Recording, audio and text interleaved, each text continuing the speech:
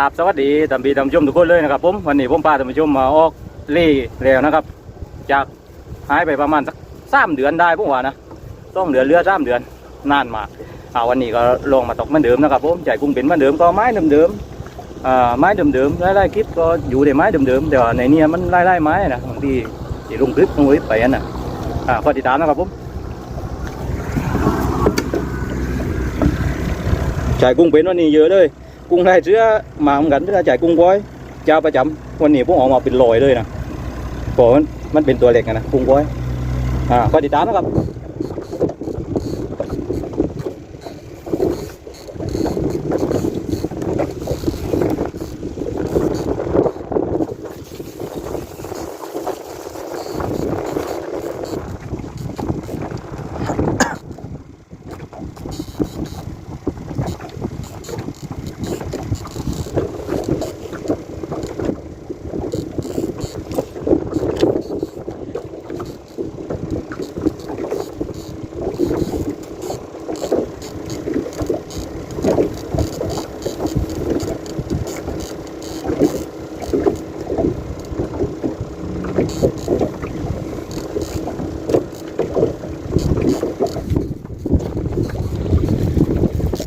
ท่านผู้ชม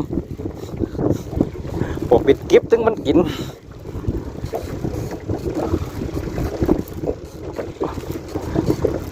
ไม่หลบหลาเลยไม่หลากเลย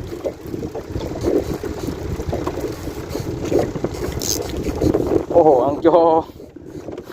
นี่อังโจมาแล้วปกปิดเก็บถึงมันหลากนี่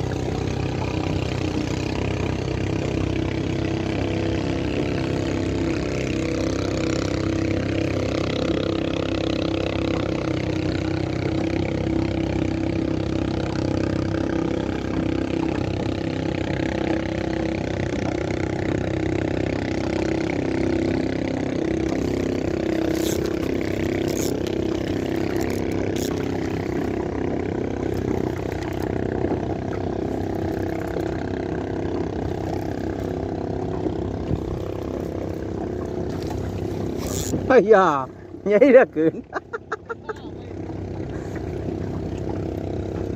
อย่างน้อยก็ได้ดีว่าผีเป้า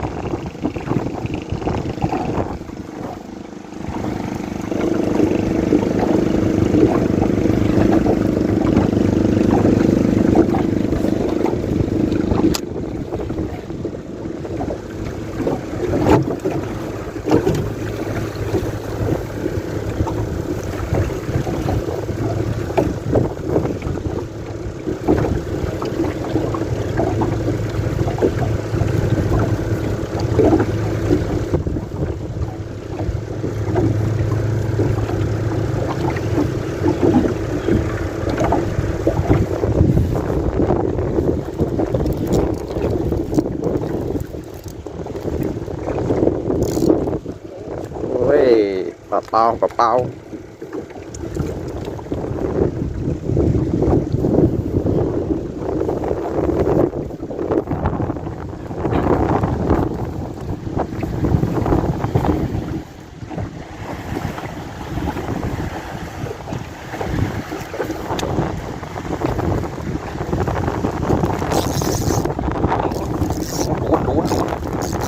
ตูนครับตูนลงตึ้งจินเลยโอ้ไก่สุกเขาสวยมาเลยครับนี่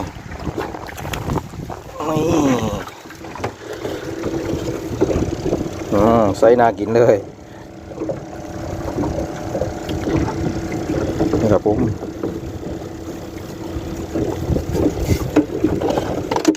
เจ็บปวดได้อยู่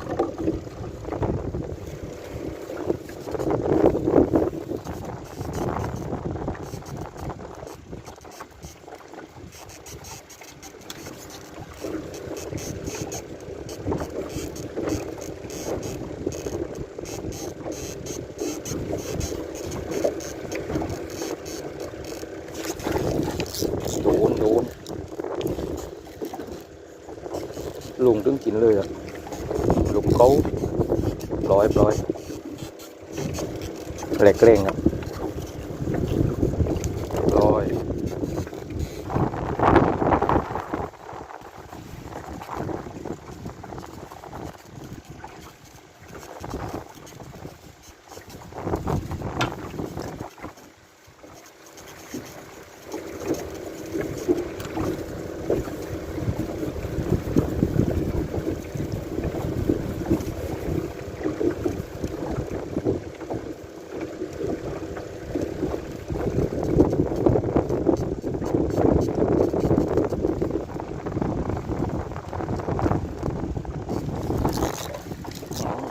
ครับ